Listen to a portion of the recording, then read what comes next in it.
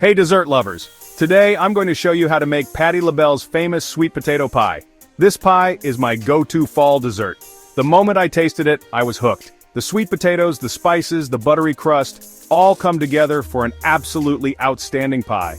Alright, let's dive into the ingredients.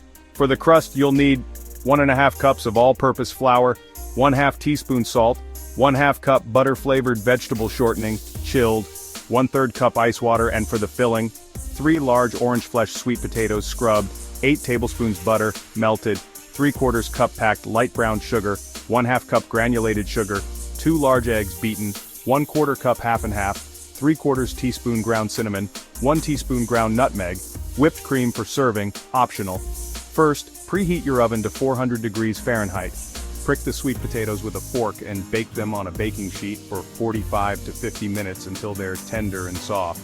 Once they're done, let them cool, peel, and mash them. Reduce the oven temperature to 350 degrees Fahrenheit. Next, let's make the crust. Sift the flour and salt into a bowl.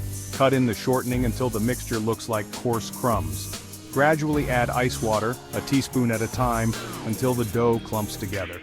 Form it into a thick disc, wrap it in plastic, and refrigerate for 10-30 minutes. Roll the dough out on a floured surface into a 13-inch circle. Fit it into a 9-inch pie dish, pressing gently. Trim the excess, sprinkle 1/4 cup brown sugar onto the crust, and bake for about 10 to 15 minutes until it's light golden brown. Now for that luscious filling. Combine the mashed sweet potatoes with melted butter until smooth. Mix in the sugars. In a separate bowl, whisk together the half and half eggs, cinnamon, and nutmeg. Combine this with the sweet potato mixture, strain the filling for a super smooth texture, and pour it into your partially baked crust. Bake for about 90 minutes, or until a knife inserted in the center comes out clean.